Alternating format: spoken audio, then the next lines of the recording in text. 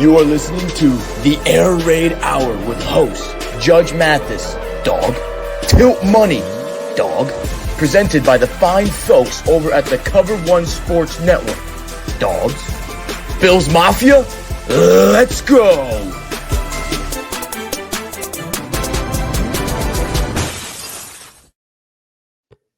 Bills country, we are riding on this Victory Monday.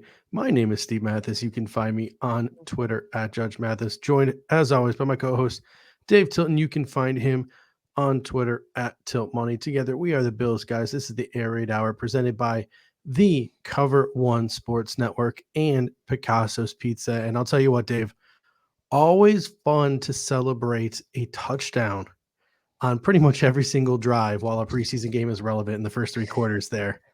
How did you enjoy this week one matchup or week two matchup? Was this the Patriots wildcard game again? No, reminiscent. It was nice, right? I mean, it was a little bit of a different feel from week one for me.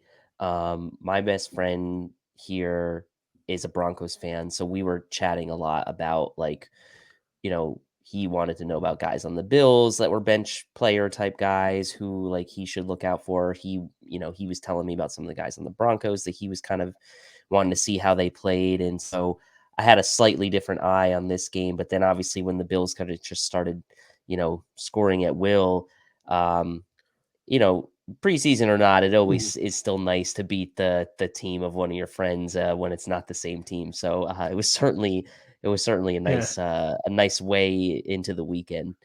And it's interesting too, because I mean, it was just a whooping. I mean, the Buffalo Bills just laid an absolute smackdown on the Denver Broncos.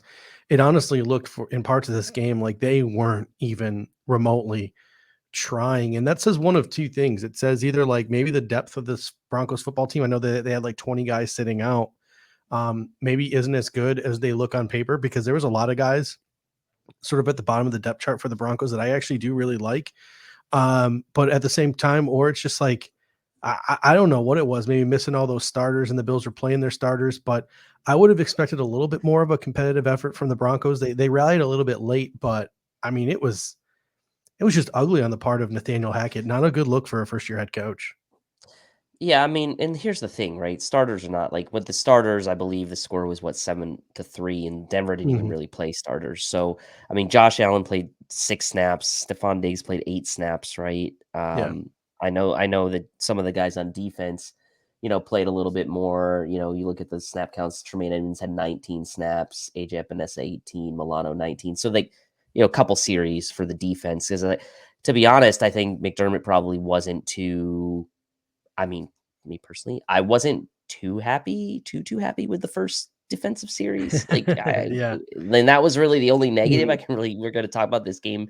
But again, the Bills' depth, we've talked about this all throughout the summer, is as good as it has been under Sean McDermott, and maybe as good as it has been ever organizationally.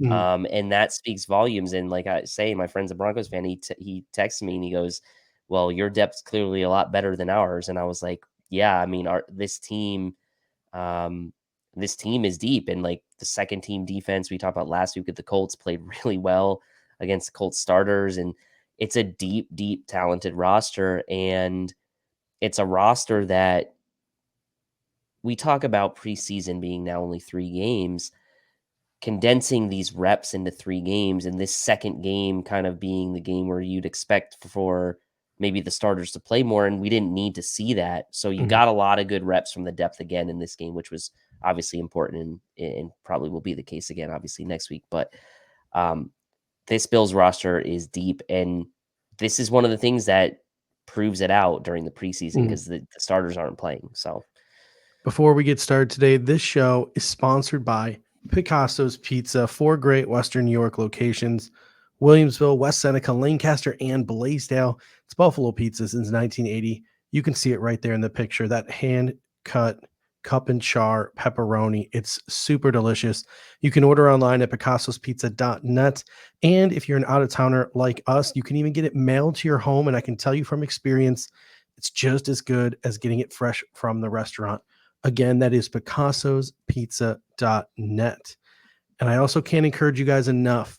If you want to support Cover One, some of the great writers and all the great things that we are doing here at Cover One, and you want some inside access to a lot of our film guys like Eric and Kendall and Anthony, and you want to get a little bit more knowledge and one-on-one time with guys like Greg and Aaron, sign up for the Cover One Pass.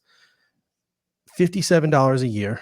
You get a Cover One shirt, a decal with your subscription, and you get all of these great things from this Cover One Premium One Pass, exclusive members only content, in-depth analysis, including scheme, play-by-play breakdowns, etc., scouting reports, analytics analysis, access to on unlimited devices, access to the Cover One community, the Slack channel. We're always having great conversations in there, access to all of our Cover One contributors via that Slack channel and other platforms as well, and a ton of behind the scenes content. So for $57 a year, highly encourage you to sign up for that Cover One Pass.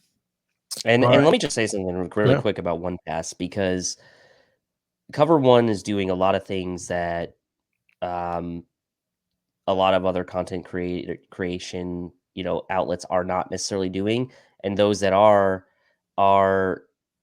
a lot of times you see this stuff on like national scales, right? You see like film breakdowns and things like this Mhm. happening on, NFL Network from ex players and things like that.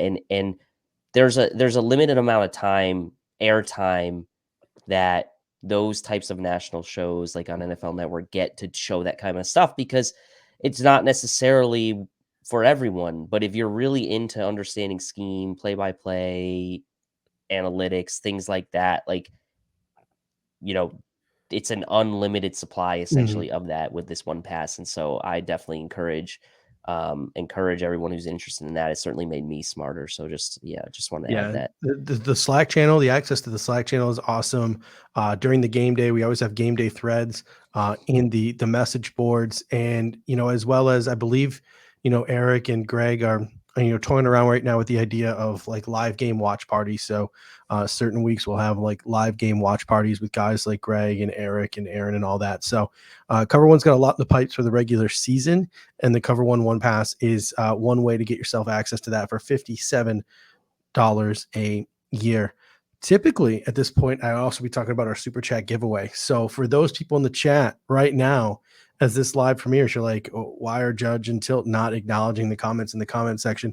We are actually airing this on sort of a tape delay. It's actually Sunday evening when we're recording this. So the Buffalo Bills haven't even made any of their cuts down to 80 yet. So if the Bills make their cuts down to 80 by Monday at 9 p.m., sorry about that, but we won't be talking about that here tonight because we're recording this on a Sunday evening. So if you're in the comment section, comment along, leave us a comment after the show as well. We're going to get to it, but this is a live premiere due to some scheduling conflicts. But let's get right to it because a lot of encouraging things from this football game. I want to start with the quarterbacks. Josh Allen, 3 for 3, 45 yards and a touchdown, one drive, and he was out. Case Keenum, 16 of 18, 192 yards and a touchdown. Matt Barkley, 7 of 8, 65 yards. Literally 3 incompletions in total between the 3 quarterbacks. What were your thoughts? Who stood out to you the most? What stood out to you most about all the different quarterback performances in this game? Well, obviously, Josh Allen making an off-script kind of special play like he's been known to do the last couple years, and um, it happens in limited snaps, like I mentioned before, 6 snaps, and he makes that play to Gabe Davis, and um, that was all I needed to see, and I think obviously it was obvious that was all the coaching staff needed to see. I wouldn't expect to see Josh Allen play another snap in the preseason after that, and just generally speaking, the quarterbacks really, had themselves a much better, not that Matt Barkley had a good week last week, but Case Keenum Mhm. really is kind of the story to me from this particular game. 16 for 18, 192 yards in the touchdown. And honestly, he only had the one touchdown because Zach Moss got a couple of goal line touchdowns as well. And otherwise, Keenum could have had himself a multiple touchdown game himself, but a good bounce back for him, right? It's clear Case Keenum on play action, Case Keenum on rollouts, things where he's kind of getting on the move or kind of getting the defense flowing one way and kind of getting into like a more of a rhythm style passing game than sort of a sit back and wait type passing game. It suits him, right? And it was clear in this game that really came through, and he was hitting guys. He was being decisive with Mhm. the ball. He was throwing it, right at the drop, and there wasn't as much hesitation this week from Keenum, and it was a good bounce back for him because obviously overreaction, is the name of the Mhm. game after some of these games. And last week we were talking about, oh, could Matt Barkley be breathing down Case Keenum? No, that's not going to be the case, right? Especially with the money Mhm. they're paying him in that. But encouraging, obviously, Oh, because yeah. now you feel like, hey, like all three of these guys, I mean, Mhm. obviously Josh Allen, but Case Keenum and Matt Barkley acquitted themselves very well. And it's a good confidence booster for them. And it's a good confidence booster for the organization to know that they've got some competent quarterback play behind Mhm. Josh Allen. Yeah, I mean, depth chart is pretty much set. Allen, Keenum, and then Barkley to the practice squad when it comes time to that. But we mentioned this before the preseason started. These veteran quarterbacks are going to allow you to critically assess your skill position players. Yep. Sure enough, like there was no wasted motion in this game. 3 incomplete passes. That means like almost every single pass thrown was completed, which means you can properly assess some of this talent at these skill positions when these quarterbacks are out there. Mm-hmm. My favorite thing about Case Keenum was like just this game showed what an absolute pro's pro that he is. They mentioned on the broadcast that he was embarrassed by his play in week 1 of the preseason. They sat down with Case, they talked to him, he said, listen, that was embarrassing. That wasn't up to my level, that wasn't up to my abilities. And he made it his mission in practice to get it right this week. They said he had one of his best week of practices, and you saw the results on the field. That's what you want from your QB2, a Yep. veteran who can go out there, he can make a mistake, he can shrug it off, and he can go out there and he can learn from it and get better. If Josh Allen gets hurt long term, the season is pretty much over. Case Keenum at best is going to maybe sneak you into a wild card game and maybe win a game or two. With this defense, if the defense plays up to its capabilities, et cetera. We've seen him do that in other places with really good football teams. But Josh Allen goes down for a month. Case Keenum could probably keep you at or above 500, and that's what you need to stay in the playoff hunt. So, extremely important position on the football team. If the QB1 gets injured, and we got a pretty darn good backup in Case Keenum, I mean that was a really really good performance by him against backups or not. Let's transfer now to the running back position. Devin Singletary, 4 carries, 39 yards, 1 catch for 4 yards. He looked electric. We're going to dive into that. James Cook, 4 for 38, 1 catch, 12 yards. Zach Moss, 4 for 19, 2 touchdowns. Duke Johnson, 5 for 55, 2 touchdowns. And Raheem Blackshear, 5 for 58, and then 2 catches for 21 yards. Both Duke Johnson and Raheem Blackshear got some kick return work in as well. Let's start with RB1, Devin Singletary. What were your thoughts on Singletary's game? He looked, the word I used when I was talking to my brother was like, he looked sturdy to me, like running through. Like his balance looked good. He looked like he had a little more burst maybe than we've seen from him in the past. Obviously, averaged just under the 10 yards of carry and had the long of 18, but some good moves out of him, right? A couple spins, some Yeah. good cuts. Like he was decisive with his running. And I think at times in the past, that's been something that maybe has plagued him, right? Him trying to kind of make guys miss behind the line of scrimmage is kind of maybe led to some runs for negative plays, but you don't see any of that in this game at all, right? He's looking very decisive, looking very confident, and powerful, right? So he's never going to have that long speed, but he's going to have enough burst for you that he can make something happen, as evident from his long of 18. Like, don't expect like other than like funny enough the Denver game 2 years ago where he had the long touchdown run, but like these longs of 18, like he's probably not going to be the guy that's going to be busting off 40-50 yard runs, but like he can bust off 12, 15, 17 yard runs, and those yardages can add up in a hurry. So I was really impressed with how he ran the ball. And the biggest thing for me just seemed to be his decisiveness and his knowing where he needed to be, knowing where he wanted to cut and get upfield. And it is very clear that he is RB1, and it's an interesting conversation, right? Because I think the past 2 years, there's been the Zach Moss camp and there's been the Devin Singletary camp, like who should be RB1, but I don't think it's a question anymore. Like Devin Singletary is RB1 and he showed why on Saturday. Yeah, I mean, you use that word decisive, and I think that is what sets Devin Singletary apart from the rest of the running backs in this group. He's definitely the most decisive.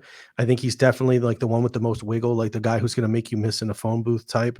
Yep. And it's pretty clear to me after this game that each of these three running backs have sort of carved out their niche or what they're going to be doing this football season. And I'll get to the other two as we get to them. But for Devin Singletary, he looks to me like he's going to be the most reliable of the running backs, that go-to guy, the guy you go to whenever you're concerned about whatever. He's a first and a second down guy. He's a guy who can milk the clock late in the game. And he's a guy who can sort of carry the load if you have to run the football more in your game plan, whether it be because of weather or whatever. So Devin Singletary is going to be that go-to guy, especially on early downs, with that decisiveness to get you into those third and short situations when you do run the football. So I think he's really carved out that niche. And I also think the Bills probably trust him the most of all the running backs in their group. But speaking of trust, you have a rookie in James Cook. He's got to earn the trust of the coaching staff. I think he went a long way till doing that to doing that today. What were your thoughts on James Cook's performance? Smooth runner, patient. He just looked natural out there to me. Mhm. He just, nothing looks like it's like grinding for him, or it's like, what's the word I'm looking for? Like it just looks a little bit effortless, right? Yeah. It doesn't look like he's like trying too hard, and yet he's still moving down the field. And I don't even, to be honest, I don't even think we saw him hit his highest gear either. Mhm. And so you look at what ends up happening with his stat line, like it's a very similar line to Devin Singletary, right? 4 for 38, 9.5 at the long of 19. And we saw that one run, notably the 19-yard run down the left sideline, where the patience and the balance, and I think it was Greg Vorse and maybe some others described it as very Alvin Kamara like, and Yeah. it was right. He's not Alvin Kamara, obviously. Like he's got to prove a lot of things before he gets to Mhm. that type of comparison, but you can see why people are making that comparison Yeah. on specific plays, right? Because it looks like effortless. The balance is something Kamara's known for. That was clear there.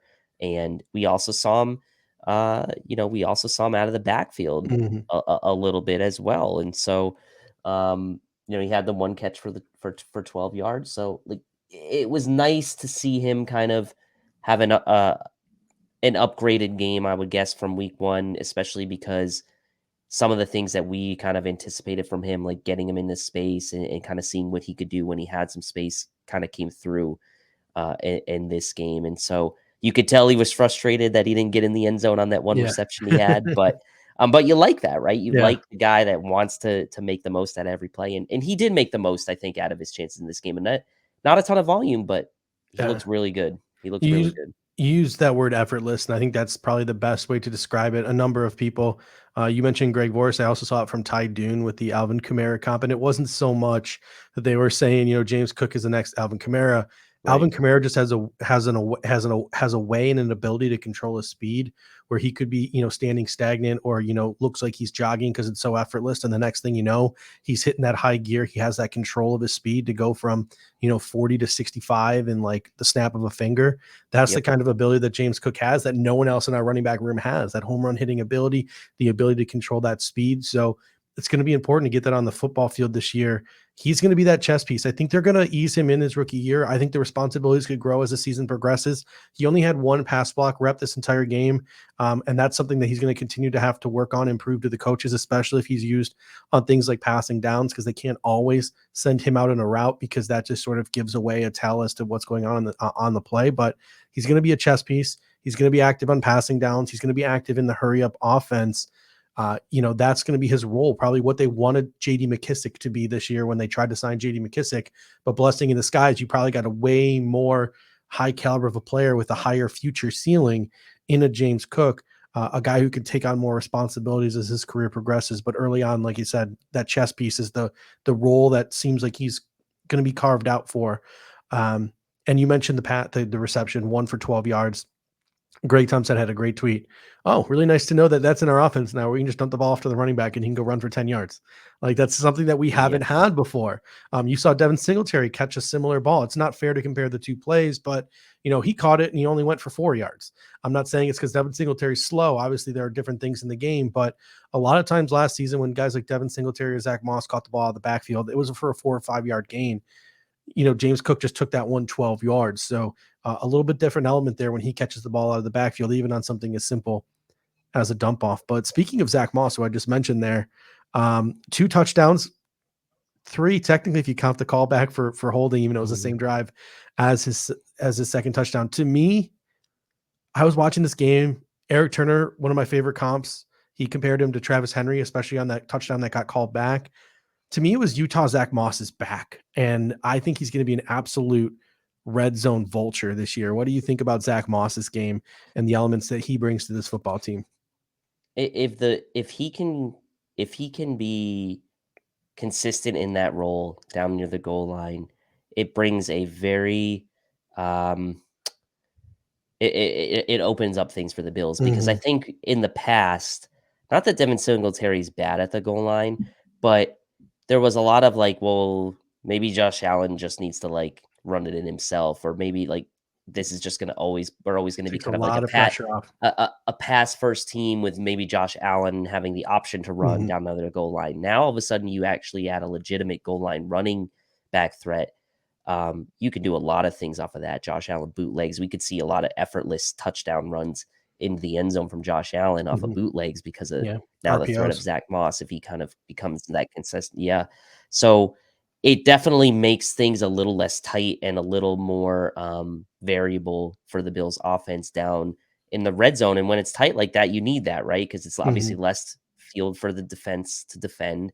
And the Bills really haven't had that type of goal line back in a long time, to be perfectly honest. I mean, LaShawn McCoy wasn't a goal line back, right? It was like he just wasn't. So he was good at the goal line, but that wasn't like his calling card. So if this is the role that Zach Moss is going to play, then and he's going to play it well, that's great. Like one of my concerns about him from the past season was the vision, but on those 2 touchdown runs, one, he had a nice spin, and the other, obviously, he kind of cut up into the hole, and he was decisive. And so, if you're Zach Moss, you have to push the pile forward on these short runs, and he didn't necessarily have to on these, but you could tell by the way he ran that he was going to push the pile forward on those runs. So I was definitely happy with what I saw from him. Literally in my notes in all capital letters, taking pressure, potential hits off of Josh Allen. Like that to me would be an ideal role for Zach Moss in 2022. He just gives you another tool in your toolbox in the red zone. And this is a team that's becoming very good at scoring touchdowns and not having to kick field goals. That was something that's plagued them in the past, going back to like Josh Allen's second year, the year we made the wild card. The year we made the wild card, it seemed like we were always, there was games where the kickers were just kicking a ton of field goals. There was a couple of like Jets games in my memory where we were just kicking a ton of field goals and relying on field goals and defense. This is a team that can put the ball into the end zone. It has some weapons now with guys like Zach Moss, more tools in the toolbox in the red zone. And Bruce Nolan made this point, Bruce exclusive on Twitter. And it's something that we talked about in years past, but it sort of went away when Zach Moss sort of didn't show up because of, now in retrospect, it looks like it's because his body wasn't right, injuries, etc. But when he was drafted, we said, what did we say? We said Devin Singletary's contract will be up in a couple of years. Now it's up after this year. The Bills let him walk, go sign a big money deal somewhere else. And the Bills just then insert Zach Moss into that starting role. If Zach Moss can sort of resurrect his career and make his living in the red zone this year, number one, as the season progresses, if Devin Singletary goes down, maybe you have the confidence in Zach Moss to him becoming the first and second down running back and James Cook being the third down passing down no huddle guy. Or if Devin Singletary stays healthy all year, you let him walk. You don't pay him, $4 or $5 million a year, which you might consider too rich for your blood from the running back position. And you go to a 2-headed monster of Zach Moss and James Cook next season, as opposed to a 3-headed monster. And you could probably work in another guy who we're going to mention in a moment, Raheem Blackshear, into that equation in 2023. So it's just awesome to have Zach Moss back, because everyone who watches this show knows that he was one of our favorites I still have a Utah polo sitting in my closet because you told me if we drafted a Utah player, you buy me a Utah polo. So I still got a Utah polo in my closet. Wear it every once in a while. But yeah, we're big fans of Zach Moss here. I'm a big fan of Duke Johnson too, but my next line of my notes here is poor Duke Johnson. The drafting of James Cook seemed to make him obsolete. What were your thoughts on Duke Johnson, who had a pretty solid game? And what are your thoughts on Raheem Blackshear, who looks like an NFL running back? Yeah, Raheem Blackshear continues to impress. I'll start with him, and I do think there's a future for him on this team beyond 2022. I don't believe Raheem Blackshear would get claimed on waivers. I just, with the way the running backs are, but I do think the Bills would love to put him on the practice squad this year and have him in the mix for special teams, for third down, for third running back duties next year. We've seen the Bills not afraid to kind of use vets like Matt Breida and people like that as like their third running back. So if they can have a guy who's in-house, who they've kind of signed as a UDFA, develop, that could be a nice way for them to kind of have to, not worry about that position in free agency. And we saw kind of the debacle that happened with J.D. McKissick this year. So that's a nice option for the Bills should that materialize. And Raheem Blackshear, just every time he touches the ball, he's making something happen, right? He's making guys miss. His cutting, to me, is really impressive. He's getting upfield. You can tell he's a guy that is going to make the decision harder for the coaching staff. Ultimately, I think the decision is not going to change on what his fate will be for this year, but it is certainly got to raise the eyebrows of the coaching staff. And as far as Duke Johnson, the feeling I was getting from watching him run was like, this is a veteran. There's no fear in Duke Johnson when he's running the ball or whatever he's doing. You can tell that man has no fear. He's doing his job. He's a professional. And whether or not he makes the Bills roster, I mean, still probably less likely that he makes it than he does. He's been around this league and he's at least kind of showing teams, knowing that he's a veteran, that like, hey, I've been here. I've done some nice things in this league. I can clearly still play based on what you've seen from me in the preseason. There's a chance that he could potentially land on his feet somewhere else, if not on the Bills practice squad, which I would imagine he wouldn't necessarily want to have happen. He'd probably want to land somewhere else, but the guy's just a professional. And that's the thing that kind of just hits me when I watch him run. He's just fearless and he's a professional. And it's a real shame too, because I feel like Duke Johnson, just like, especially when in his prime, when he was younger, drafted out of Miami, like I just felt like he never got like sort of a fair shake. I could be wrong on that because I'm not a fan of the Cleveland Browns. I didn't follow the Cleveland Browns consistently, but it always seemed like he wasn't getting a fair shake there in Cleveland. And then he sort of sputtered around his next couple trips. But I mean, this is a guy who he was plan B to J.D. McKissick. And then once, James Cook got drafted, he then, once he fell to the Bills in the second round, sort of became obsolete on this roster. And there really just wasn't a place for him unless he could maybe like become a kicker punt returner, but it's really, or Zach Moss had completely fallen off a cliff. And that's all those things continue to not be evident. So looking at Duke Johnson, just feel bad for him. But Raheem Blackshear, you sort of mentioned his vision. He's showing NFL caliber vision, backup starters, whatever. He's showing good second level vision. He's showing good ability out of the backfield as a receiver. He had a huge pass block. I know Anthony and Kendall really harped on it in their post-game show where he just took on a 300-pound defensive lineman and he, swallowed him up and kept him from getting to the quarterback. And this is a four-phase special teamer. And that's what Eric sort of in our Cover One group chat was trying to relate to us. He's like, listen, guys, this isn't just a guy who's a running back. It's a guy who's a running back who can catch the ball in the backfield and can contribute on four phases of special teams. There are GMs around the league who will look at that and say, I can put that on my football team. And even though we personally probably don't think, that there's really a market for running backs to be claimed, you look at every team's depth chart and you on paper, they look like they're four deep at running back, almost every single team in the National Football League. There could be some teams with some interest, especially because of his special teams ability. And that's where I'm torn here, because the only really path I see for him to get to the roster is RB5 / maybe like kick returner. And that's just really tough to justify a roster spot for that when Isaiah McKenzie and James Cook can return kicks, and there are other guys at other positions that can, do what he does on special teams, cornerbacks, et cetera, linebackers, et cetera. So it's just really tough to envision a fifth running back who's inactive every week. Like it's very difficult. The counter argument to that would be, we mentioned James Cook is doing something out of the backfield that the Bills running backs of the past, Zach Moss, Devin Singletary can't do, and that's maybe make a little more out of their receptions out of the backfield. So Raheem Blackshear could conceivably does that as well. Yeah. Better than, let's say, Devin Singletary and a Zach Moss. So if the Bills wanted more than just James Cook on the roster for that, then maybe there's a path, but it's still going to be very tough. Yeah, I mean, my counter argument to that would be like, you're not going to, like, James Cook literally could split out and be a slot receiver. I don't know if you're going to get that out of Raheem Blackshear, but I can understand that he's probably better out of the backfield than a Zach Moss or a Devin Singletary. But like, there are 4 names that I have highlighted as we go through the show: Raheem Blackshear, Isaiah Hodgins, Quentin Morris, and Baylon Spector.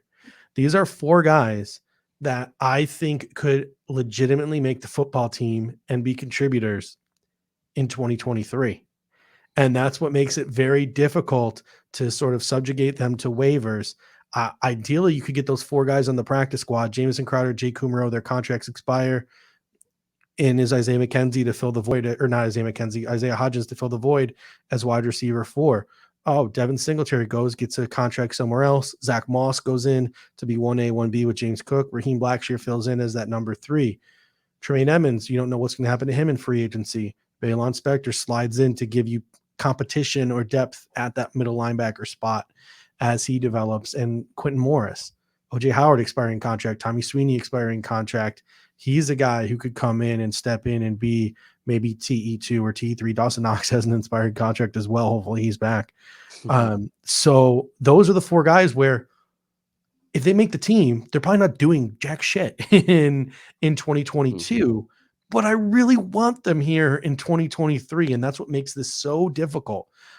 So that's something to keep an eye on as we go along here. Well, the math would say that you're probably going to, at worst, keep 3 out of 4 of them. Yeah. So, the chances of you getting snagged 3-4 of those guys from on waivers is pretty low. So you'd like to think that even if you did, the power of the numbers, you'd keep 3 out of the 4 of them. And at the same time, like, Brandon Beane went out and found, Baylon Spector in the 7th round. Next year, he spends a 5th round pick on a middle linebacker. Who's to say that guy isn't better? We got Khalil Shakir in the 5th round. Who's to say we can't go out and get wide receiver 4 next year? In a guy like, drafting in the middle rounds again. Same with tight end, same with running back. So it stinks because you grow attached to these players, you like these players, but in reality, we're probably going to lose some of them, and it's going to suck. It's going to sting. It's going to be difficult. But on to wide receivers, which is also really difficult. Diggs, 2 catches for 33 yards. Gabriel Davis, 2 catches, 47 yards, touchdown. Picked up right where he left off in that Kansas City game. Isaiah McKenzie, 1 catch for 10 yards, had a really good kick return. Jamison Crowder, 2 for 21. Khalil Shakir led all receivers again, 3 for 59 yards. Isaiah Hodgins, 3 for 28. He was targeted all 3 times in that 2-minute drill towards the end there with Case Keenum. Kumaro, 2 catches for 19 yards. Tavon Austin has arrived, 2 catches for 18 yards late in the game. Let's start with the big 3: Diggs, Davis, McKenzie. What did you like? What you saw from those 3? Did you see everything you need to see from those 3? Saw everything I needed to see. As soon as Diggs caught that ball on the left sideline from Keenum, I'm like, why is he still in the game? He immediately ran off the field. He came off the field and I was like, that's perfect. I was like, that is perfect. At first I thought he was hurt, like he had jammed up his knee or something, and I was like having a little panic attack, but then I just saw him laughing over at the sideline. So I was like, oh, thank God. Yeah. And then I think Gabe Davis kind of took, I wouldn't call it a cheap shot, but he did take a little bit of a shot from one of the Denver players. Yeah, and I was like, let's get him off the field. We don't need to see any more. He played like him. 5 or 6 more snaps after that. Yeah, he did. So the big 3, I'm good. I'm glad they all got involved in the game, right? Like Diggs made some nice plays. Davis obviously had the touchdown, and McKenzie had the nice catch and kick return. So it was nice. That's all we need to see out of them, right? Like, just get their feet wet here in the preseason and just get them ready for week 1. It was perfect to see that out of them. So as far as the big 3, it went exactly as you would have hoped it to go, right? Get a little bit of action, positive action, and Mhm. get out of there, right? Get out of Dodge before anything bad can happen, and that's exactly what happened. So Yeah, I mean, I was so first of all, first pass to McKenzie, that was 100% planned. Like I feel like the Buffalo Bills that was a wanted rope. to get McKenzie some of those quick hitters and maybe Looked do like a something Beasley like play, that. didn't it? Yeah. From That's what I'm old, saying. Like they yeah. wanted to do something Beasley-esque with him, just to give him a little confidence boost there. And I just kept thinking to myself throughout that whole first quarter. And again, I know it's the Bills starters versus like the Broncos second and third stringers. I just kept thinking to myself, like, a lot of people say last year Gabriel Davis's game against the Chiefs was a byproduct of the fact that the Chiefs went all in on stopping Stephon Diggs. Fine, cool, that's awesome. But if offenses continue to do that this season, or defenses can do that this season, and Gabriel Davis just continues to put up his numbers, you're not going to be able to do that anymore. And the Right. Buffalo Bills having 2 bona fide threats on each side of the boundary, I just kept thinking about just how absolutely deadly this offense could be this year with Diggs and Davis working the boundary. And I'm just, I need it to be September 8th. Like I need it. I need it to get here. I'm sick of, as much as I love, because we're draft nerds, watching a lot of these guys that we have scouted over the years. Like I'm sitting here watching on TV, Isaiah likely catch a touchdown for the Ravens here on Sunday night. Um, as much as we love watching these guys play, like, nothing beats watching Gabriel Davis and Stephon Diggs play football. So I can't wait to see them on September 8th. What were your thoughts on Jamison Crowder? I think he rebounded pretty nicely, and he was even out there on some Mhm, plays with, it was just him and Gabriel Davis. It was just him and Isaiah mhm. McKenzie. Isaiah McKenzie was on the boundary a little bit with Gabriel Davis. So the Bills were showing some different looks out there at receiver. What do you think about Jamison Crowder's day? I liked what I saw from Crowder. They got him some snaps, Mhm, 23 snaps, which I believe was second highest of all the wide receivers behind Isaiah Hodgins. So, working him back in from missing some of those practices in camp, and a good bounce back from him, obviously, after last week where wasn't his best showing. So, again, another guy like maybe not exactly like Duke mhm, Johnson, but a professional, right? And he's going to come in, he's going to give you what a professional ever, even in the preseason. And it was a good bounce back from him. And I do think that I know there's been a lot of talk about his roster spot, but I have a very hard time thinking that he's not going to be part of this team mhm. in 2022. Khalil Shakir is still a rookie, and while he's been awesome, you still need to have that vet to kind of be there at that slot position. And McKenzie, whether or not he fills that traditional slot role remains to be seen. So I think it's smart for the Bills to kind of still have that Mhm. more of that traditional type slot in Crowder. And it was a nice bounce back from him. So this becomes the question, right? That you were mentioning. Like, do you sacrifice a guy like Crowder in a season where you're going for the Super Bowl just to make sure that you can keep Isaiah Mhm. Hodgins beyond 2022? And I don't think the Bills would Yeah. do that, right? They're going for it this year. And I think Jamison Crowder can be an important part of that. Now, is he going to be like the 80 catch guy that maybe we thought he could be in the early Mhm. summer as kind of more of a direct replacement No.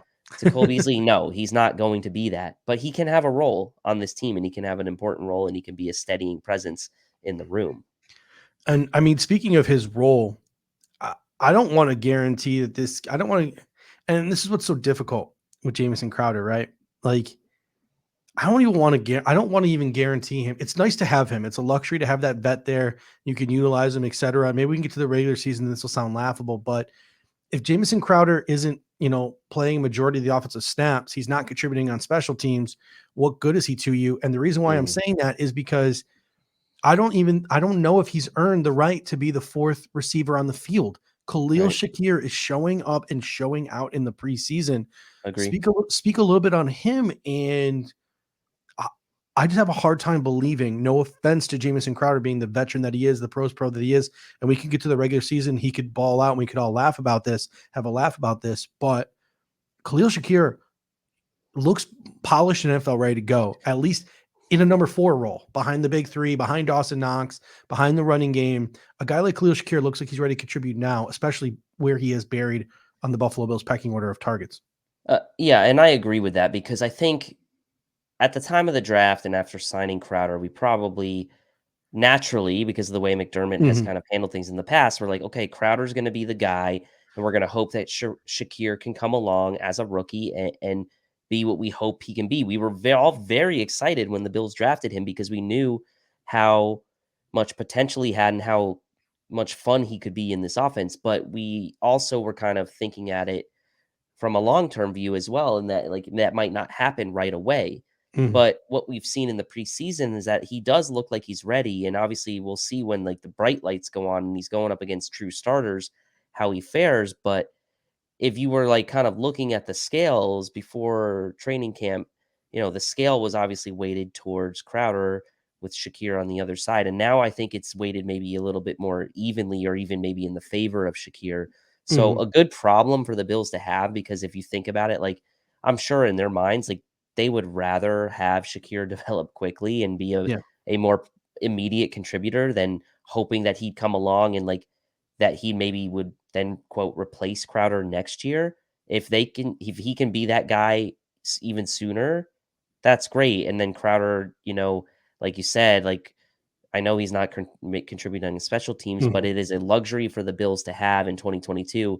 And I think it is a luxury that the Bills should keep for 2022, given the long season, given they want to make a deep run in the playoffs. Like it just makes sense that if at that position where you want Josh Allen to be not missing a beat at all, regardless of kind of who's filtering in and out of the lineup, it's a luxury that um, I think the Bills be willing to continue to pony up for. Mhm. And knowing that Shakir has kind of like maybe even exceeded expectations to this point. And then the last 2 things I have on my list here. Number 1, Hodgins versus Kumro continues to keep me up at night. I mean, Hodgins looked good again, but this hasn't been talked about by really anyone. I haven't heard anyone mention this, but outside of the fumble, Kumro hasn't looked all that bad either. He looks No, he pretty hasn't. solid out there as well. He hasn't. Looks pretty smooth. Yeah, looks pretty smooth, has made some good catches. So it's gonna be difficult. I'm I'm leaning that the Bills are gonna keep Kumaro at this point, and I think that they're gonna try to sneak Isaiah Hodgins onto onto the practice squad. Hodgins had another decent game again. Case Keenum 3 times he trusted him on that 2-minute drill with the football in his hands, but I, I still think the Bills again in this sort of like win now sort of mode going for it in this year's type of mode. I think they're going to look at Jay Kumaro and his special teams contributions, and I think that's going to win out. And I think it's going to like sort of rule the day there. Because even if they do cut Jake Kumaro and he makes his way through waivers, I don't think Jake Kumaro is going to go to the Bills practice squad. I think he's going to try to latch on to somebody else's football team. But actually, he doesn't have to go through waivers. He's a vested veteran. I think if the Bills cut him, I don't think he's going to want a spot in the Bills practice squad. I think he's going to go look for a job somewhere else. But the only glimmer of hope that I'm really like holding on to right now, because I'm team Hodgins, is the fact that we saw him taking first team reps in practice. They showed that clip of him catching that nice bomb from Josh Allen, but then you didn't see him out there on the field in the game with Josh Allen, or even early on with Case Keenum. It wasn't until late in the Mhm. first half with Case Keenum that you saw Isaiah Hodgins work his way onto the football field. So some mixed emotions there, but where do you stand right now on Hodgins versus Kumaro? I mean, the long play, obviously, I would like Hodgins to be that guy. Um, Mhm. for this season, it's hard for me to knock Jake Kumar off the team. I know a lot of people maybe don't appreciate Jake Kumaro for what he does, but Mhm. he hasn't looked bad as a receiver, and he obviously contributes heavily on special teams. And I think if the Bills are playing the odds of keeping both of them would be to try to send Isaiah Hodgins to the practice squad and hope for the best. And knowing, the math behind it, like the chances are that he will make it to the practice squad Mhm. based on how things have gone in the past. So it's a tough one for me too, because like the, you know, the sort of long-term roster building person that I like I am and I think about this is like I Mhm. want Hodgins to be that guy. But honestly, I'm not gonna be upset either way on however this goes. I've kind of come to the realization that there are pros and cons to both. And this is not one of those decisions, I think, that is going to upset me one way or another. So Mhm. I'm not, this one I'm at peace with, regardless of what happens. I've come to that conclusion. This is where we are as Bill fan. We're trying to come at peace with like the last 3 guys cut from the roster. But speaking of guys who are going to get cut, Tavon Austin, I don't think he has really a shot to making this roster now. Maybe he can change something Friday night against the Panthers. But to me, he looked good. But there's just no spot for him with guys like Crowder, McKenzie ahead of him, Shakir ahead of him. He never got a chance returning kicks or punts. But I think he's one of those good veterans on the practice squad, because I don't think there's going to be much of a market for Tavon Austin once he gets cut from the Buffalo Bills. What do you think about Tavon Austin as sort of a kick return, punt return, safety blanket there on the practice squad?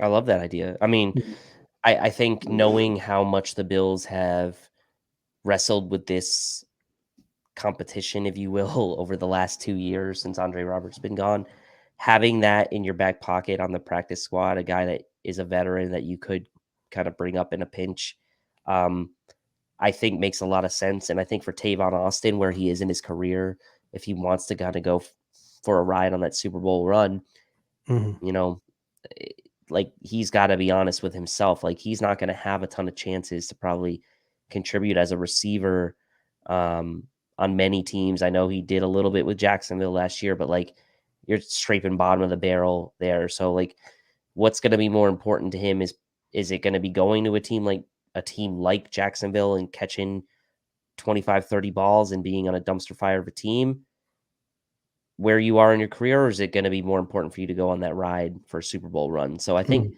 it'll come down, I think, to what Tavon Austin really wants to get out of the twilight of his career at this point. Yeah, no, I agree on that. So let's switch now to tight ends. OJ Howard, 3 catches, 16 yards, a little bit of redemption there with Case Keenum, scores a touchdown. Quentin Morris, 2 catches, 14 yards. Both Howard and Morris had some really good blocks, as well as Tommy Sweeney, who didn't catch a pass, but looked pretty good blocking in the running game. The Bills are making it very hard to gauge where they are at in the tight end Agree. competition, because the reports out of camp were Tommy Sweeney was doing good, OJ Howard was disappointing. Tommy Sweeney is taking the warm up with the ones. His name is on the starting graphic for this football game. And Quentin Morris is the first tight end out on the field Saturday with Josh Allen. So the Bills are making this extremely difficult to read. Where do you stand? And where do you think the Bills stand in this tight end competition right now? Yeah, it was very interesting seeing Sweeney get some of the early reps over Howard, but I think that was more for like the way I'm justifying it in my mind is Mhm. like, okay, this is Sweeney's last stand, right? Like we're Yeah. giving you these reps because we want to see what you can do with them, because basically you have like 1 game left after this in the 3rd preseason game, and that's probably going to be reserved a lot of snaps for guys like Quentin Morris. Like I don't know how much. I mean, Tommy Sweeney's going to play, but Mhm. like that 3rd preseason game, if OJ Howard is not playing, like I think his fate's sealed, right? Like Tommy Yeah. Sweeney probably isn't making the team, or on the chance that he does and they keep 3 tight ends, like that's going to be his only route to making the team. But it is hard to read. I think where I come out on this is like where I've been all summer. I've been pretty consistent on just like I just want to keep 2 tight ends. I don't know, Mhm. the Bills are thinking like, okay, well, Quentin Morris, we're going to give him some action because we know he's going to be on our practice squad and we just kind of want to see what he can do in some game action. And then Tommy Sweeney, it's more of show us what you've got, or this Yeah. could be it for you. So even though, on the field, similar amount of time, it's for different reasons, I think. So, Mhm. and it was nice to see OJ Howard get a little redemption. I think the talks of OJ Howard being a potential surprise cut candidate maybe are overblown. And I could Yeah. look stupid about this if it ends up being that way, because we saw them cut Jacob Hollister last Mhm. year, which really no one thought Yeah. OJ Howard's not Jacob Hollister, Definitely but not the same contract ramifications either, not with same that contract, contract. but never say never, right? Yeah. So I've learned my lesson, but Mhm. I think that's a little bit overblown. This is really tough, so I'm gonna try to wrap my head around it. Like, I have so many words that I wanna say, but I don't know how to structure them properly, so I'm just gonna go one at a time here. OJ Howard, he's your tight end too. He showed that he's a solid blocker both in the pass game and the running game. He showed that while sometimes he tries to be cute and fancy, he still understands that he's a big boy and bodies people out and he can be a red zone target like he was on that play. I think he's your tight end 2. Quentin Morris has now surpassed Tommy Sweeney for me as tight end 3 if we decide to keep 3 traditional tight ends. Number 1 with Quentin Morris, I think the reason why he saw snaps with the ones is because I think he has the game that most closely mirrors Dawson Knox. I don't think Quentin Morris starting with Josh Allen was so much Quentin Morris being the best tight end after Dawson Knox. I think it was more like he was the closest composite to Dawson Knox on the roster. I think O.J. Howard was brought in here to be tight end 2. I think if Dawson Knox goes down or misses time, O.J. Howard probably stays tight end 2. So the Buffalo Bills wanted to put someone out there who was a composite, who was close to Dawson Knox out there, a guy who could split out into the slot, a guy who could, be a little bit more flexible. So I think they utilize Quentin Morris for that reason. But I also love Quentin Morris's game. I see a path for him to be here in the future. I thought Kendall was spot on in the post-game show on Saturday night when he said that he's sort of diving into Reggie Gilliam backup territory, whereas Reggie Gilliam is that fullback tight end flex, but Reggie Gilliam leans fullback. Quentin Morris is that fullback tight end flex who leans pass catcher, who leans tight end.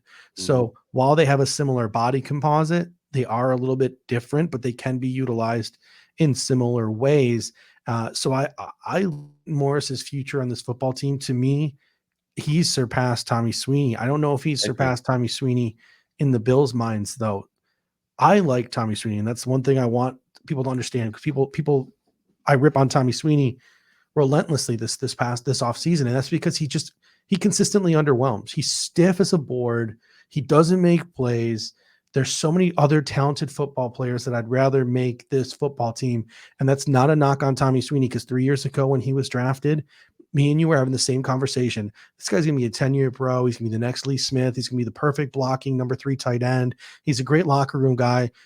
We all sung Kumbaya around Tommy Sweeney. We were his biggest fans, his biggest cheerleaders, but he just hasn't lived up to it. He just has not. And I'm at the point now where Quentin Morris has surpassed him on the depth chart. I'm at the point now where if Tommy Sweeney makes this football team and we release an Isaiah Hodgins, or we release Raheem Blackshear, or release a Balon Spector or a Quentin Morris, and they get claimed off waivers, I'm going to be legitimately upset by that, because I just don't understand what Tommy Sweeney brings to this football team. Can you explain it to me? What does he contribute? Again, this is another one of those where we get emotionally attached to the player, but we aren't pragmatic with the approach to what he's brought to the field. And so the two things kind of clash with each other, because, if he was someone that we could rely on, we would expect that he should be tearing it up in the preseason, right? And we know as a rookie, when he had to fill in, when Dawson Knox was hurt, he had a couple flashes in that preseason, and we kind of were like, oh, okay, maybe this is going to come to fruition where okay, he's not going to be relied upon as this huge contributor, but when asked to be relied upon, he's going to deliver. And that just hasn't been the case. And so, you could talk about, well, maybe he hasn't had the opportunity in he has, he's had chances. He was out there, he was out there for 25 snaps, which was second most of the tight ends behind O.J. Howard in this game. So, and I think he played before O.J. Howard in this game, like we said. So at some point, you just have to draw that line and just say, love the guy, love what he could bring to the locker room. But if your tight end 3 is going to be one of your locker room glue guys, and it's not a Lee Smith who's been a vet and Elite kind blocker. of cut his teeth blocking for 10 plus years, then that's not that important to me. I'm sorry. It's just not. So, and it's nothing against him personally, obviously, like we've said, it's just the football side. But then again, back to the Bills making this very difficult for us to wrap our heads around. It was Quentin Morris and it was Tommy Sweeney who got snaps with Josh Allen. O.J. Howard never did. And then O.J. Howard played well into the second half of that football game. Tommy Sweeney did not. So that's where it gets murky, and it just Very gets weird. crazy, interesting, and weird. Maybe they're just trying to get OJ Howard acclimated to the offense. Maybe it's just Third really preseason game will be interesting, right? If Mhm. OJ Howard plays a lot in the third preseason game, that will be more telling, I think. Speaking of the third preseason game, let's shift now to the offensive line because I have a sort of a third preseason game take with the starters. Starters played Deion Dawkins, Roger Saffold, Mitch Morse, Ryan Bates, and then David Quessenberry started the game. They looked really good against second and third stringers. I mean, Roger Saffold, he's a dude, and I think that he's going to be able to contribute to this team, sort of reviving a semblance of a traditional run game this year. I mean, he's a guy that you can legitimately run behind. Aaron Cromer, you can tell, is going to have fun with this guy, but at the same time, their success was against backups. Carolina has already announced that they're going to use their third preseason game to play a lot of their starters. I kind of want to see this unit, even if it's not with Josh Allen, even if it's with Case Keenum, get some reps against dudes like Brian Burns and Yep. go up against some NFL guys that are going to be starting, starting the first week of the season, not backups. What are your thoughts on number one, how the starting offensive line played and gelled and looked? And number two, what are your thoughts on maybe giving them a series or two in that third preseason game? Looked good. Glad to see them all together, obviously, and obviously interesting. Quessenberry was there starting over Brown, which I guess at this point is not a huge surprise. But yes, they acquitted themselves nicely against Denver's second unit. But I'm kind of with you, right? They only played 10 snaps in this game. Give them 10 snaps against the Panthers, right? Like, you don't want it to be a situation where you go into week one like you did last year against the Steelers and you were just getting mauled and you were just getting blown up the entire game. Week one against the Rams is going to be a challenge. And you know that the Rams defensive line is going to be salty. Von Miller's on the other side, like on the other team, and they're going to be gunning for Josh Allen. They're going to be out to prove that they can still get to the quarterback without Von Miller. So that Rams defensive line in week one is going to be amped up. And Aaron Donald's right there in the middle of it. So getting these guys reps against Brian Burns and the like is not the worst idea in the world. Even if it's just a series or two, I'd like to see it. I think I'm with you. I think I'd like to see it just for the offensive line, even if it's with Case Keenum. Some backups who popped during this game. It was nice to see Spencer Brown back out there on the football field, even if it was for a limited amount of snaps. Bobby Hart and Cody Ford looked phenomenal working together, left tackle, left guard. Never thought I would ever say string those words together in a sentence. And then Bobby Hart still looked good when he was in there at left guard. Luke Tenuta, he had a penalty on him that I remember, but he also looked better. He didn't look as lost as he did in his first game. And I think Greg Manx going out there really, really played significant dividends for the second unit. I thought Greg Manx held his own and looked pretty good as the second unit center. Obviously, everyone's going to talk about the Aaron Cromer effect, but it's also important to note the opponent. But what do you like about what you saw from the Buffalo Bills backup offensive lineman? Well, I will say this, that it was a breath of fresh air because, as you know, like throughout the summer, I've been fairly lukewarm at best about the depth of this offensive line. I've said it's been one of the biggest concerns on the team, and it may still be, right? It may still be, but the Aaron Cromer effect, finding these combinations that potentially are not, I don't want to call it ideal, but ideal for backups, right? Ideal for finding the right combo of guys behind the starters that you can work with, and they're not just going to be pushovers or turnstiles, right? So that is an Aaron Cromer effect. That is also something that I think why a lot of people are singing his praises is because, Eric's talked about it. Many others have talked about it. And we've talked about on this show is his ability to kind of teach their offensive linemen multiple positions. And so having Bobby Hart and Cody Ford there on the left side, where we've seen mainly Bobby Hart kind of be on the right side, at least with the Bills, and Cody Ford mainly be on the right side with the Bills until this year. That's Aaron Cromer finding the right combination in practice and kind of picking out like, okay, maybe in his head, it's like, okay, these guys aren't great, but I'm going to at least put them in the best spot where I can get the most out of them. And we said that about Cody Ford anyway, going into camp. Was like, what what was Aaron Cromer going to get out of Cody Ford in his last year on his contract? And like there was that, I think it was an Athletic article or something where they interviewed Cody Ford and he talked about Aaron Cromer's coaching style and what have you. So it's definitely encouraging, but I'm not ready to give him like the seal of approval quite yet. Yeah, the depth players are interesting. And then speaking of their roster situation, my latest take on Twitter is I think Bobby Hart might legitimately have a shot to make this roster. And I think his path is you cut Bobby Hart on the 53-man cut down date. You carry Tommy Doyle onto your regular roster. You then put Tommy Doyle on IR. So Tommy Doyle has been seen in practice on a little cart and an air cat with a cast on his foot, etc. Seems like he's going to miss like a decent chunk of time. So you cut Bobby Hart, who doesn't have to go through waivers. There's very minimal guaranteed money on that deal. It's not like it's not a dent to your real salary cap at all. Then you IR Tommy Doyle, and then you re-sign Bobby Hart. And then when Tommy Doyle is healthy, then you make the decision on what you want to do with Bobby Hart. That's my take right now for Bobby Hart. The 4 depth guys that I like the most are Spencer Brown, Bobby Hart, Cody Ford, and Greg Manx. Spencer Brown gives you that left-right flex. Once Spencer Brown works his way into the starting lineup, David Questenberry gives you guard tackle flex. Bobby Hart gives you left tackle, left guard, right tackle versatility. That's very good for a depth offensive lineman. Cody Ford gives you left guard, right guard versatility. Greg Banks can play guard or center. So a lot of those are the 4 most versatile.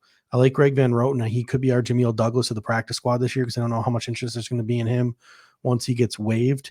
But there are 2 younger guys in Alec Anderson, who's getting a lot of run, who looks good. I think he's probably pegged for the practice squad. And then there's Luke Tenuta. I personally would like to see Luke Tenuta just go on the practice squad for the year. Yep.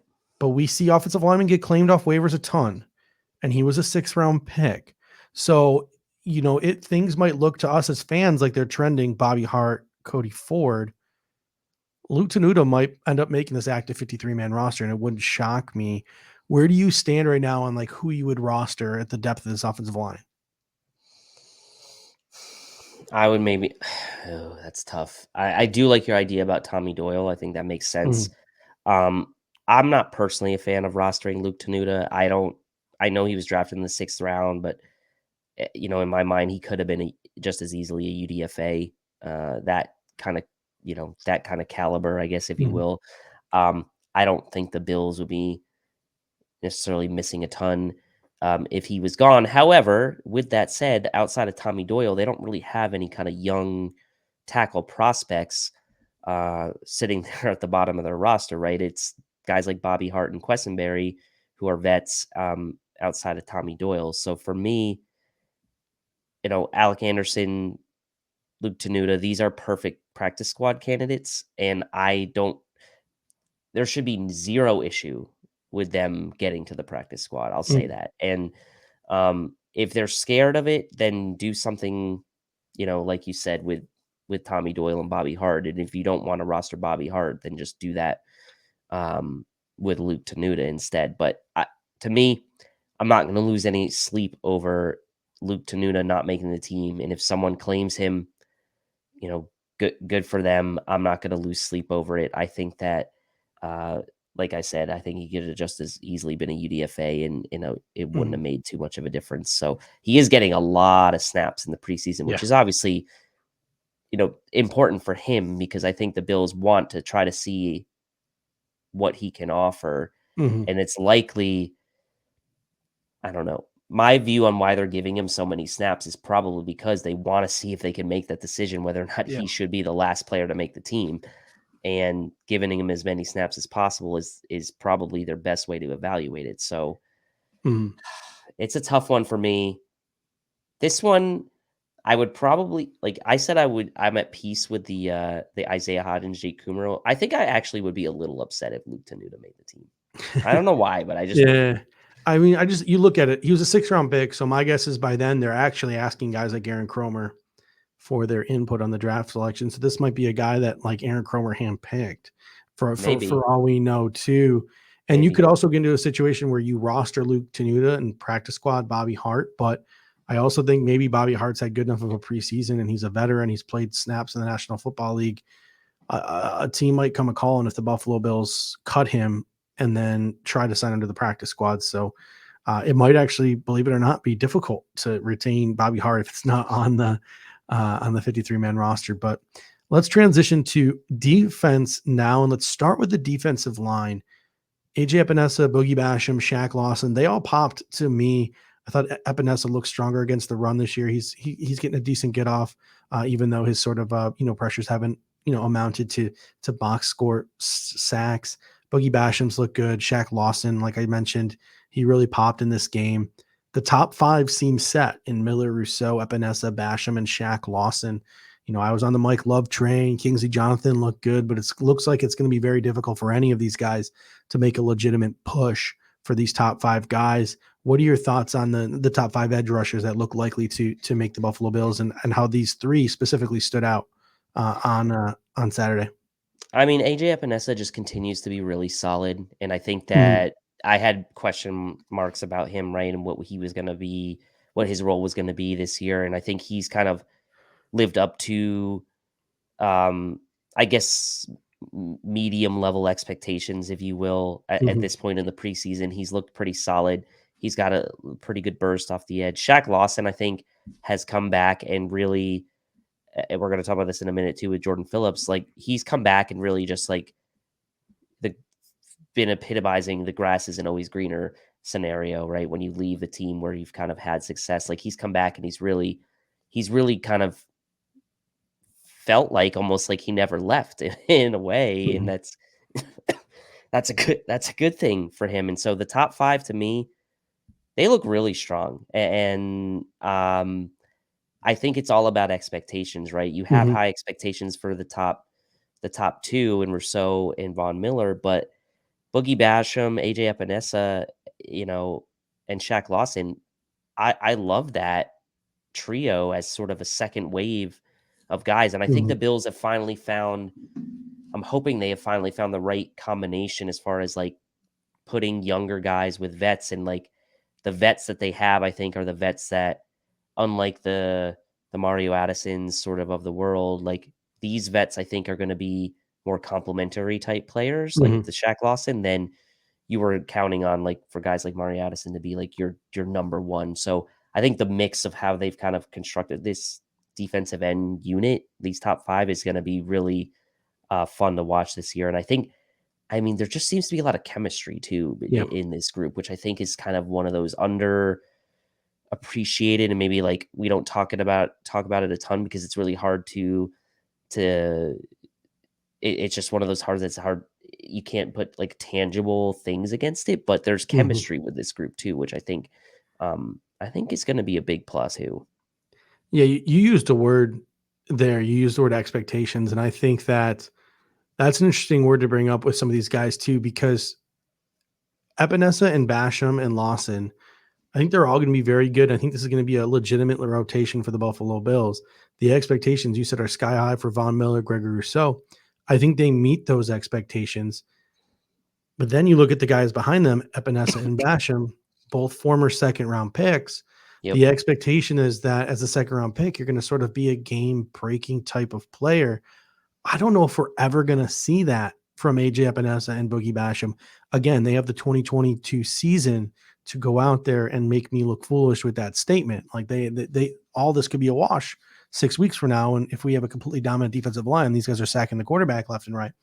But I think Epinesa and Basham will be serviceable, but they could end up being Shaq Lawson's. You know what I'm saying? Like they could end up being a guy who is really good in a rotation, does his job, does this, does that well, but doesn't do anything above average, and just sort of maybe blends in, makes a play here or there like Shaq Lawson has throughout his career. So could just be three Shaq Lawsons there, which is fine. But I think some fans might be upset because of Shaq Lawson had that first round tag on him. Boogie Basham has that second round tag on him. AJ Epinesa has that second round tag on him. So the expectations might make you think that they're going to be more than they are, but they can still probably be very serviceable in that rotation behind the top two guys who we all expect to go off this year. The rest of the defensive line, I thought the one thing that I was most happy about was the run fits were good. Like they look good versus the run. Pro Ant did a really good job of pointing that out on social media today. Talked about it in the post-game show a little bit. breath of fresh air seeing them stuff the run a little bit. Am I right? Absolutely. I mean, this has been one of the I wouldn't say it's was a weakness, but it's been one of the areas of that's been lacking consistency with the Mhm. Bills defense in the past couple of years is the consistency in the run defense. So again, similar kind of conversation, finding the right mix of guys with Daquan Jones, Tim Settle, Jordan Phillips, and the chemistry.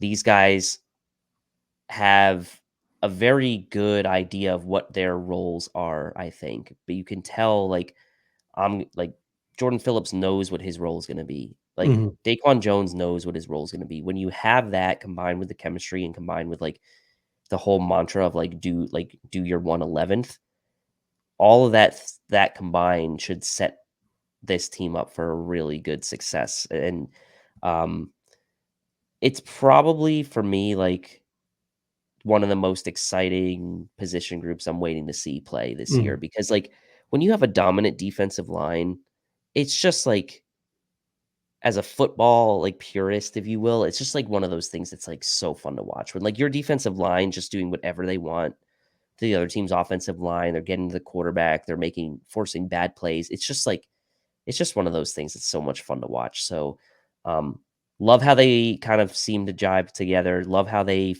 appear at least on the surface to be very happy and kind of Mhm. knowing what their roles are going to be and the energy level is just really high across the board, which is something that um, not necessarily has been lacking, but like it is a different level of Mhm. energy this year, I think.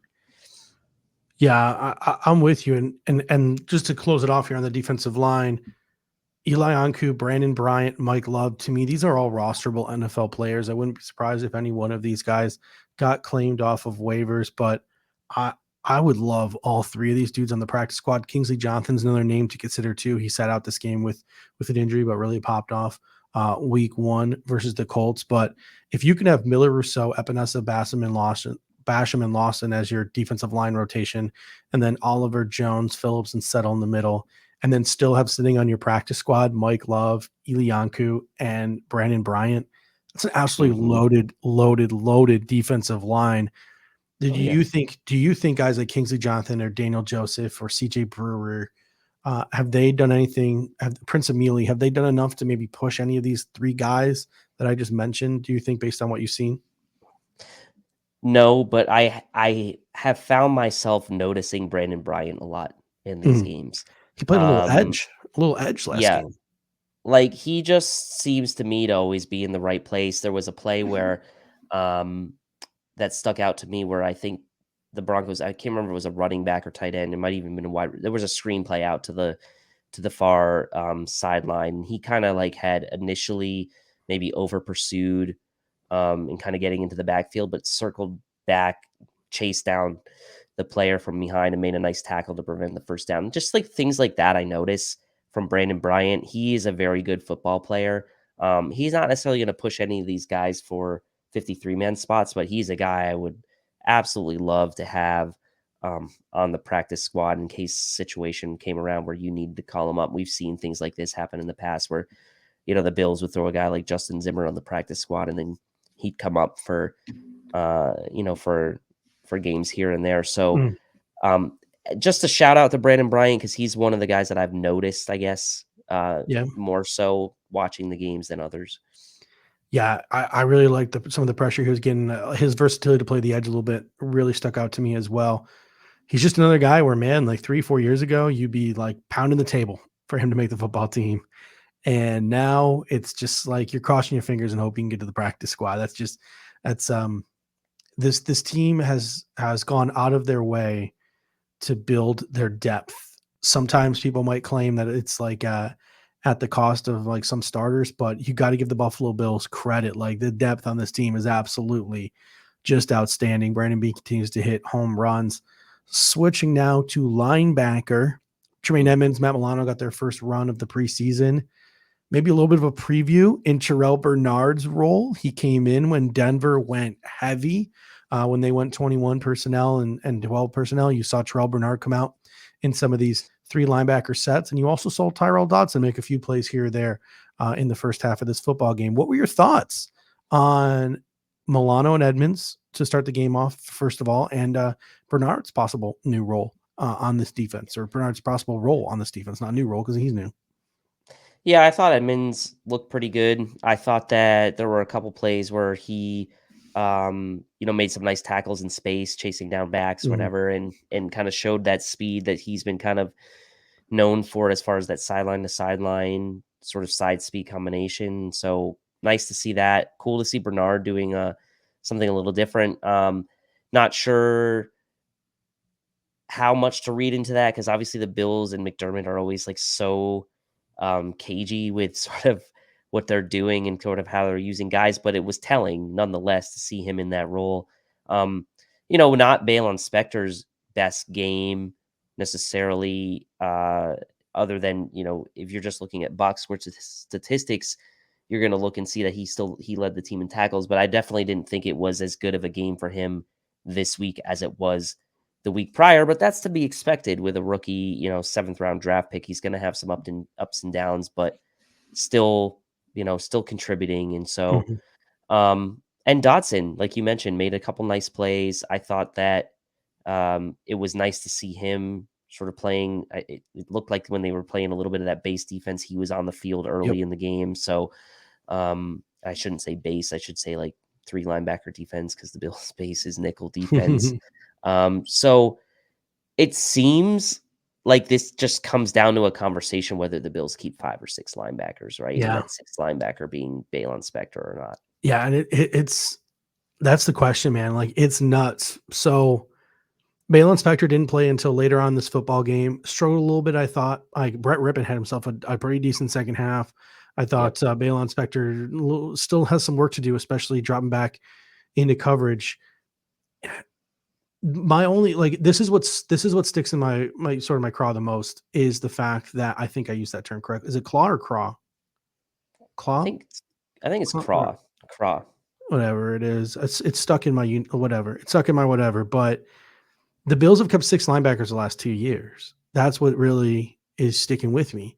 And it's tough for me to get that out of my head thinking about, do we keep a 7th wide receiver? Do we keep a 5th running back? Do we keep a 10th offensive lineman? Do we keep another defensive lineman? Do we keep a 10th DB? Like, all these different questions. Do we keep a 3rd tight end? All these different questions I keep going back to.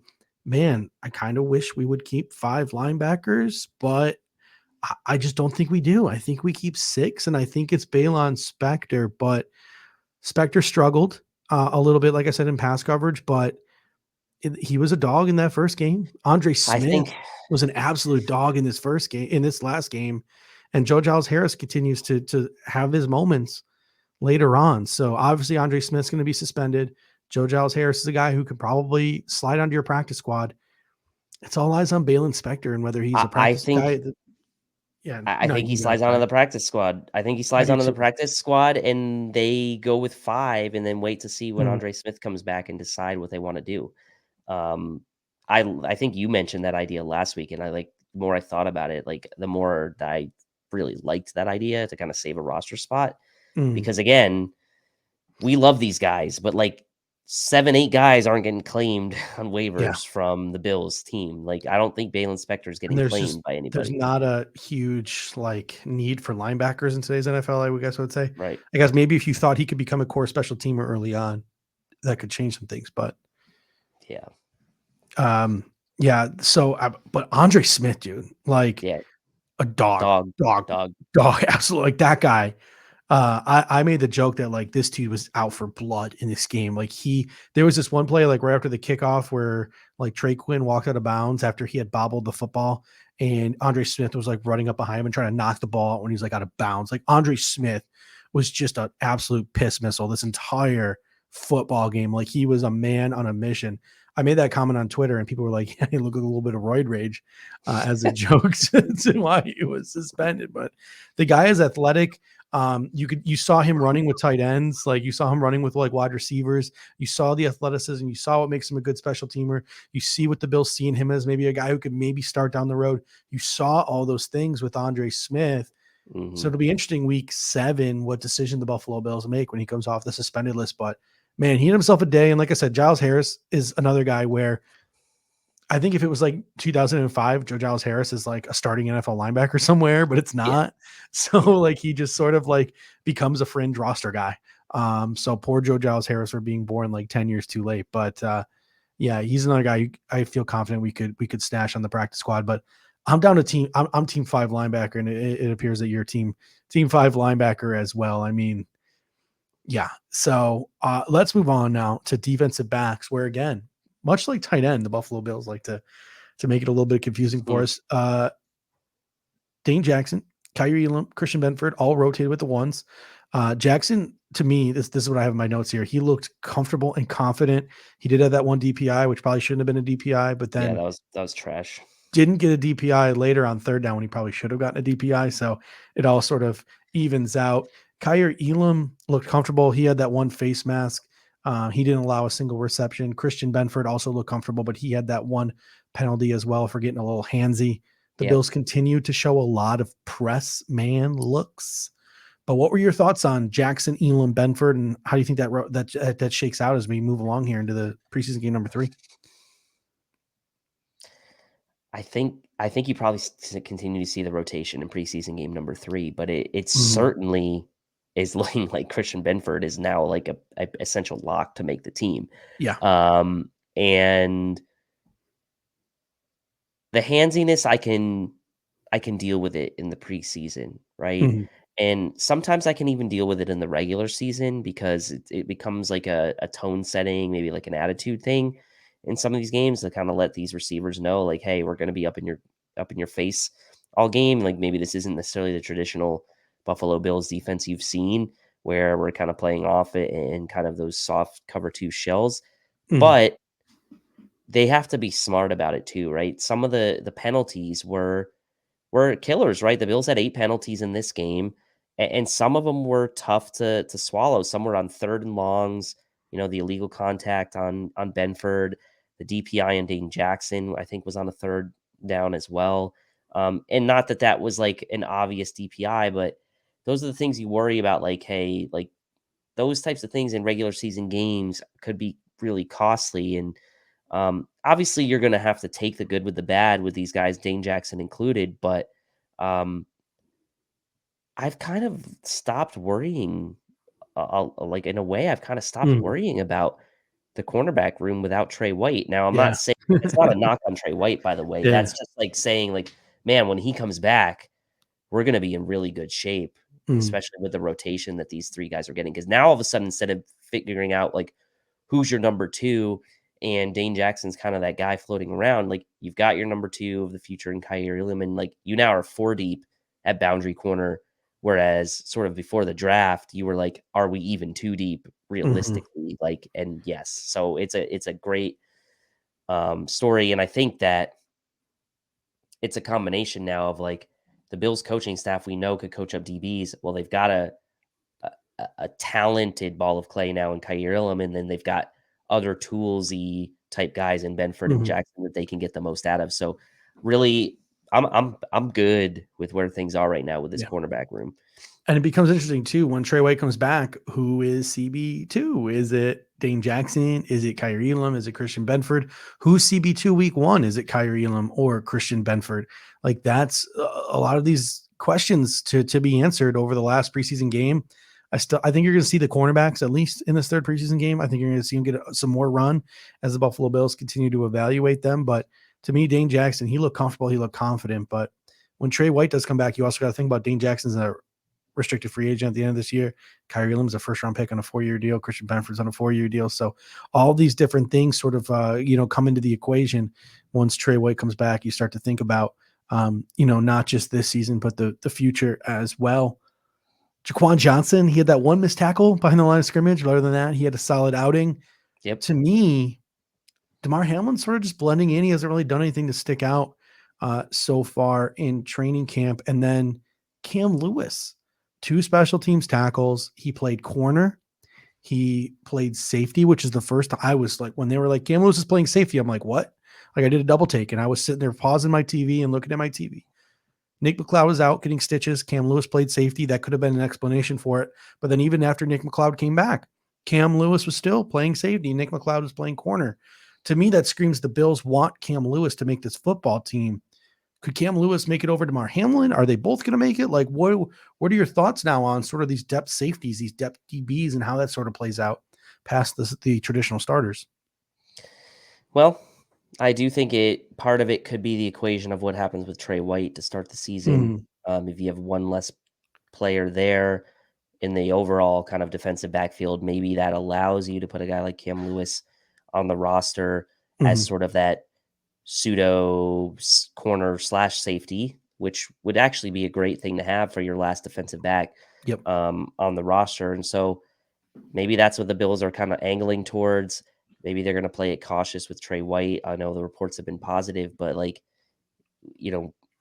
whether he comes back week one or later, like I'm not going to be surprised if he comes back later, just given Mhm. the timelines. But that could be another creative way for the Bills to get another guy onto the roster that maybe otherwise wouldn't have made it. So it's really interesting to me. Damar Hamlin, I think you're kind of right. Obviously, it's hard to know exactly what's been happening at practice, but there haven't really been like glowing reports necessarily. Like Mhm. there hasn't been anything super negative, but there hasn't necessarily been anything sort of like standing out. I guess that's kind of like who he is though as a player, right? Just like a solid player, and like I always see him kind of around the Yeah. tackle, but he's never actually the one making the tackle. So Yeah.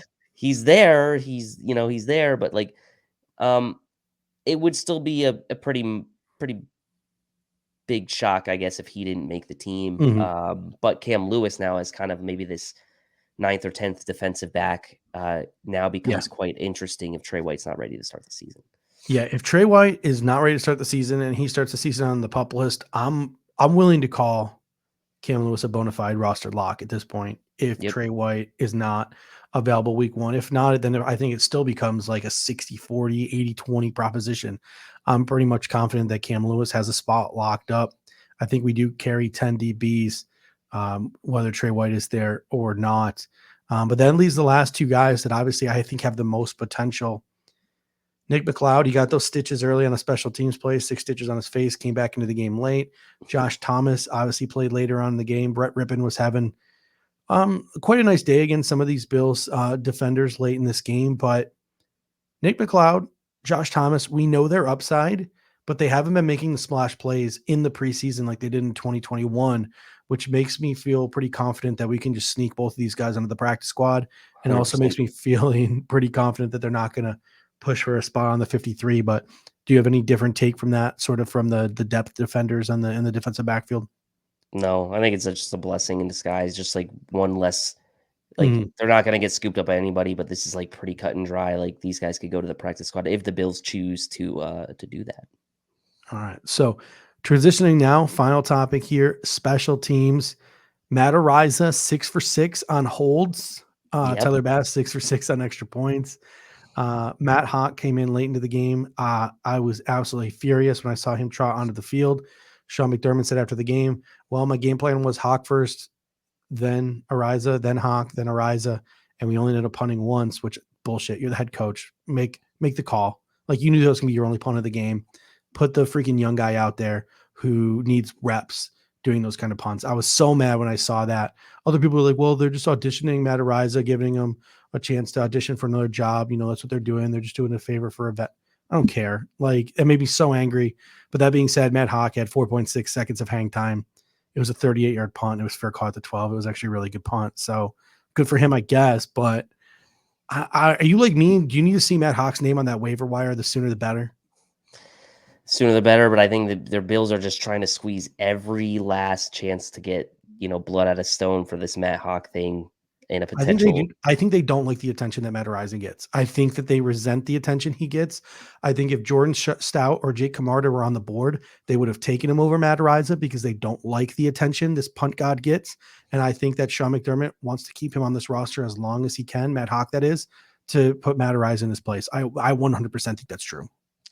And that's terrible if that's the case, honestly, because like he's getting attention because he's a good player. Like it's not like Mhm. he's getting bad attention, but like, yeah, I mean, that is a little bit of a, you know, like it seems like a little bit cowardice to like not be willing to kind of you know, change your stance when you're the head coach and you Mhm. only punt once in the game. Like you have the executive power to kind of like make that change. Like Yeah. why not? Right. Like there was a pretty good chance you were going to punt a lot in this game to begin with. So what's the deal here? Mhm. But maybe they're just, maybe they just don't care. Maybe it's just the complete opposite. Maybe he just doesn't care. Like it's Matt Yeah. Ariza's job, and it's like it doesn't really matter what either of them do. So, I mean, could be that as well. I think in this game too, the Bills flashed exactly what they plan on doing to start the season at kick returner and punt returner. I think Isaiah McKenzie is going to be your week 1 kick returner. He Yep. even mentioned when he was being interviewed that he loves to return kicks. He looked really good on his kick return. He was the guy who screwed up twice last year, both in the Washington football team game and in the Colts game on kick return. So it's something he needs to work on and continue to clean up. But it looks like the Bills are comfortable with Isaiah McKenzie returning kicks. And it looks like Khalil Shakir is the man. 2 weeks in a row, he's been the first off the bench to return punts. Secured him. He even had that one, the one went over his head. He sort of faked like he was going to catch it and kind of threw off Love the that. defenders a little bit. I love So, when guys do that. yeah, he showed some veteran savvy there. I was shocked, and I guess I shouldn't have been too shocked because I don't even think we had a punt return opportunity in the second half that Tavon Austin didn't get a chance to return a kick or a punt. I think you could see that in the third preseason game, but I think it's locked in. I think McKenzie's going to be the first one to return kicks this year, and I think Shakir is going to be the first one to return punts this year. Are you at all concerned about any of this? Is this what you want to see? Like, what are your thoughts on where it looks like it's heading? I'm not concerned about it. I guess the question some people might have would be like, are you going to put what you hope to be key contributors on offense in those situations? And Mhm. I don't think you really have much of a choice if you're the Bills, because you're not going to probably put James Cook back there returning kicks because you want him to be a big part of the offense as well. So, I mean, your options honestly are quite limited if you're the Bills, Mhm. outside of keeping a specialist only in a Tavon Austin who really hasn't had a chance in the preseason and would cost you a roster spot. So, and when I say that, I mean like you'd have to cut someone else to keep a guy like Tavon Austin, where you already know Isaiah McKenzie and Khalil Shakir are Mhm. making the team. So, doesn't concern me. I think they're the best two options at both. I just think that in Sean McDermott's heart of hearts, he wouldn't want guys that are going to be contributing that heavily on offense Mhm. doing that job, but I don't think he has a choice this year. Yeah. Yeah. No, I am in total agreement with you there. All right. Any parting thoughts before we head out of here this evening? No, I mean, glad obviously there were no injuries. I glad that Josh looked sharp and we got our starting guys out of there. I think for, the next game, it's just going to be really interesting to see the rotation at corner, see what they do with the offensive line, if they play at all. But man, one preseason game to go, and then Mhm. we are in the home stretch to the countdown of opening night of the NFL, which is crazy to me. So, Yeah. man, So, ladies and gentlemen, thank you so much. We appreciate all your support. Thank you for sticking with us despite the fact that it wasn't live. Your energy was sorely missed throughout the show, and we're going to make sure that we are live whenever possible. But every once in a while, the schedule ends up like it does, and we end up doing these things on tape delay. But smash that like button if you're still watching. We really appreciate that. That's a huge support. It helps us track and trend. Leave a comment in the comment section. Dave and I will be scanning the comment section over the next couple of days. If you have a comment on something we said, we'll make sure we respond to you. If you have a question, we'll make sure we respond to you. If you need something clarified, we'll make sure we respond to you over the course of the week in the comment section. And last but not least, just if you enjoy this show, if you enjoy the Air Raid Hour experience, send a text to a friend, send them the link, send a friend, coworker, family member, anyone you think would like to join this Cover One, this Air Raid Hour community. They think they get a kick out of this show. Nothing it means more to us than somebody spreading the message of the show through word of mouth, genuine, authentic sort of growth and organic growth. So if you guys really like the show, the number one thing you can do for us is to share it with somebody, just anyone you think might enjoy it. But if you're also find yourself on the go, you're too busy, you want to listen to us on the treadmill or in the car on the way to work or while you're at work, as long as you're staying productive, you can find us on all major podcasting platforms by searching Air Raid Buffalo as well. So Dave, until next time, go Bills. Go Bills.